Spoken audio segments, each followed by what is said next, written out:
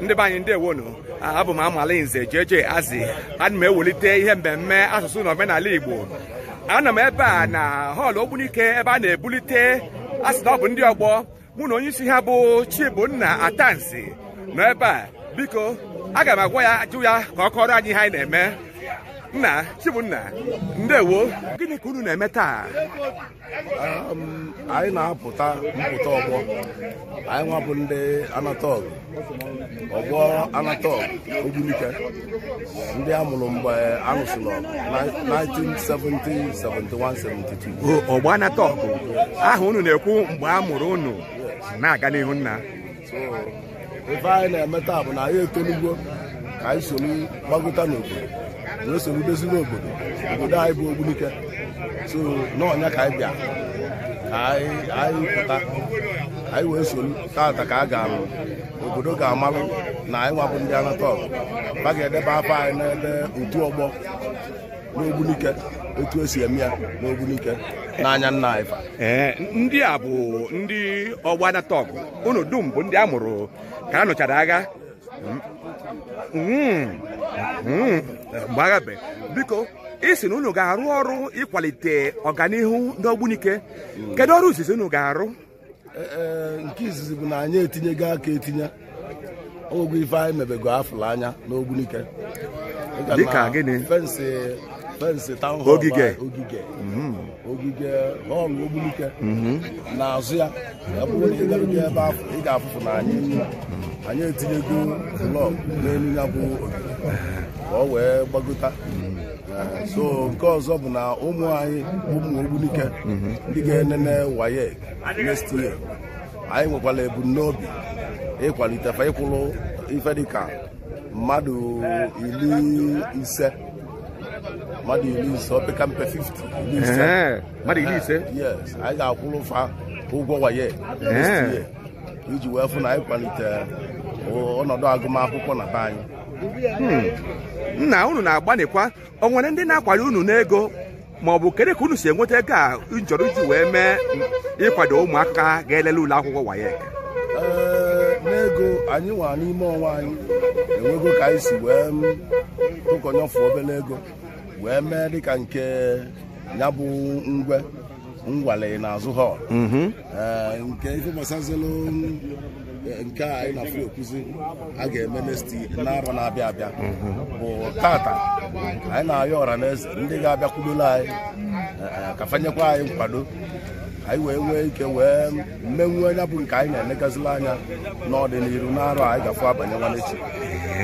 Ọ maka etu unu si wepụta otu a na atụmatụ unu nwere dị mma. Ọ bụ ụdị unu ga-eme na Ogbunike ga na-aga n'ihu, mana ọ nwere ihe m chọrọ ka m yọọ unu nwere ike ime nwunye. Unu baa n'ahịa Ogbunike adịghị ahụzi ụzọ esi aba, ndị ahịa na-akpọchichi ụzọ. Ndị otu Anataọgụ unu nwere ike itinye ọnụ n'ime ya?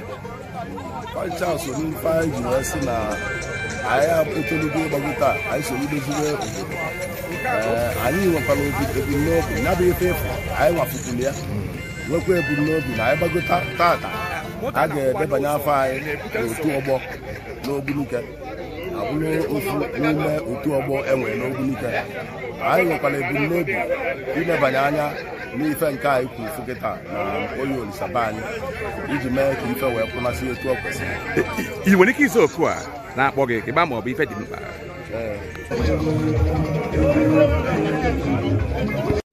Nna m nọkwasị ihe o kwuru dị mma. Ọtụtụ ndị Ogbunike nọ mba ụwa dị iche iche ga-anụ ọnụ mmiri okwu a. Ụfọdụ ga-adịkwanụ nkwadobe ịbịanyere unu aka. Ị nwere ike ịkpọnye akara ekwentị gị, ya bụ onye ndị ọ dị n'obi inyere unu aka ga-akpọ gị wee jụọ gị ka ha ga-esi mee ya. Akara ekwentị m bụ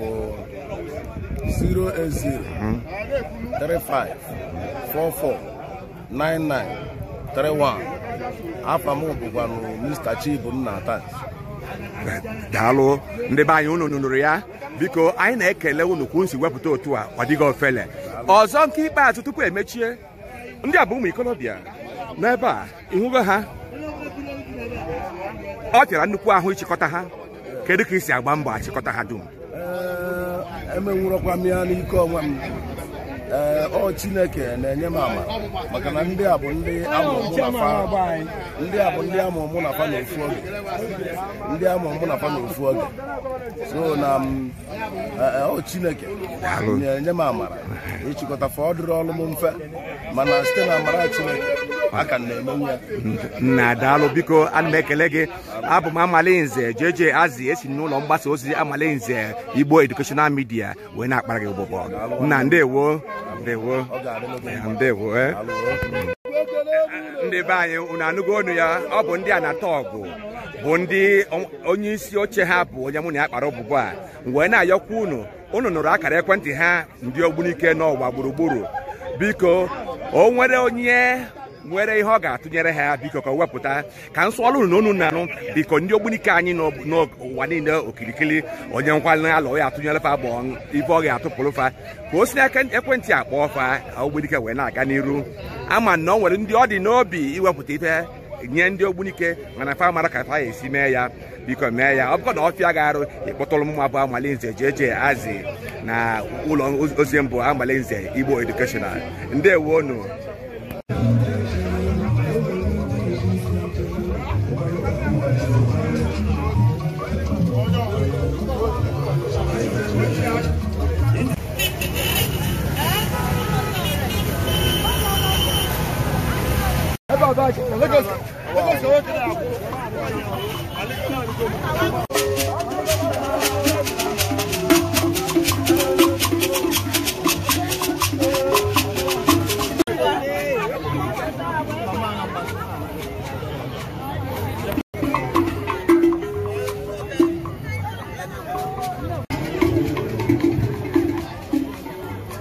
That's why I buy it, man. Send me that personal charge. And say, let's talk about it. We don't talk about it.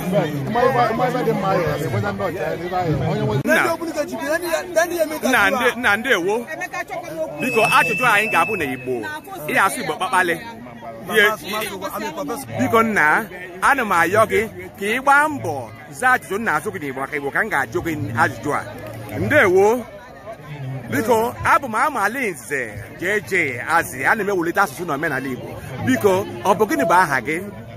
Aha m bụ Anthony Isizo. Nna Anthony Isizo biko ọ bụghị iwu na ị ga-asụ n'Igbo izugbe. Ana m asụ Igbo izugbe zaa n'Igbo Ogbunike. Biko mmemme eme tata kedu ihe ọ bụ maka ya? Mmemme eme taa bụ Ọgbọ Anataọgụ na-abata na Ogbunike level taa. So ndị ọgbọ m bụ ọchịagha Ije Ogbunike bụ ndị tọlụ Ọgbọ Anataọgụ a ndị a na-anabata n'Ogbunike today. So na anyị nwa bụ ọgbọ ndị abịa dubataba. So ya ka anyị ji wee nọrọ anyị nabata anyị nwa bụ ndị dubataba. Ajụrụ m ndị ọgbọ a ajụjụ izizi ma sị na ha na-ahụ maka ọganihu Ogbunike na ha na-agba mbọ ka ha mee ihe dị iche iche iji wee kwalite Ogbunike. Ọgbọ unu kedu ihe ha na-eme iji wee kwalite Ogbunike?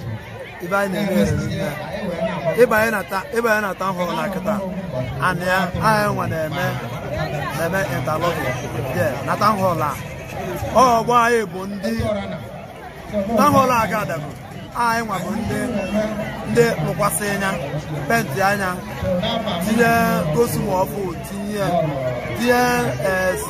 streetlight ya dị akịta ọkụ na-enwuru penti ya ma fensi ya anyị nwa lụọ everything. Ọgbọ anyị na-eme Ogbunike ma mma. Kedu afọ ọgbọ unu? Ọchịagha Ije Ogbunike. Ọchịagha wee na-ajụ gị maka ajụrụ m ndị ọgbọ a mere nke a wee sị ha ihe ha na-eme maka ịkwalite Ogbunike ha kwụcha ihe ha na-eme wee tụtara ha alụ maka oge olisa ụzọ ndị ahịa na-akpọchisi ụzọ ụgbọala anaghị ahụzi ohere o ji agafe. Biko ndị ọgbọ unu ha ga-etisi anya na nke a ka ahụ na ụzọ na-aga n'ụzọ oyi olisa. Otu anyị kwere kịta n'eziokwu ịma na ọlụ abụ ọlụ n'elu ndị Ogbunike Progress Union OPU because of our union government. And otu anyị kwere na member of OPU government because ọmụnwa na-represent mụnwa na nọchite anya ndị Ogbuefi na OPU. So mma afụ na na-ekwuli from now gaba ihe chekide from bọsọ ọbụla bụ oyi olisa market day wee gabazie ihe afọ na ibe dị iche ya dị. Ọ bụrụ sọ maka ụbọchị Onye Olisa, ọ ya abụ kwada maka Onye Olisa na-azụ kwada. Unu ga-agba mbọ hụ na ihe nke a emere ya ụzọ na-aga n'ụzọ Onye Olisa kwada. Nna anyị kelere gị maka ka isi wepụta ohere wee zaa anyị ajụjụ, mana mgbe izizi m jụrụ gị si na ị na-asụrụ Igbo mana ịwara Igbo agba ị na ọ bụ njakịrị ka ị na-ama? Ọ bụrụ njakịrị ịda m Igbo na nne ya ana m emisi Igbo na English. Mba ịsụ Igbo siri ike. Onye kwuzi nwa m akarịkwa mba aghụghọ. Ndị ugwu na-asụ nke kpakpakpalị ọ bụzalụ ndị Igbo anyị. Asụsụ Igbo na-ala ala ọya ha na-akwado ka ahụ na ọ laghị ala. Biko achọrọ m ndị ọgbọ unu tinyekwa anya na iwelata asụsụ na omenala Igbo. Ọ ga-emekwa eme? Ndewo ka m sikwa gị ọzọ, abụ m Amalinze Jere Azị. Ana m ewelite asụsụ na omenala Igbo. Amalinze Jere Azị. Ana m ewelite asụsụ na omenala Igbo. Ndewo Anthony Suzo. Ndewo daalụkwa.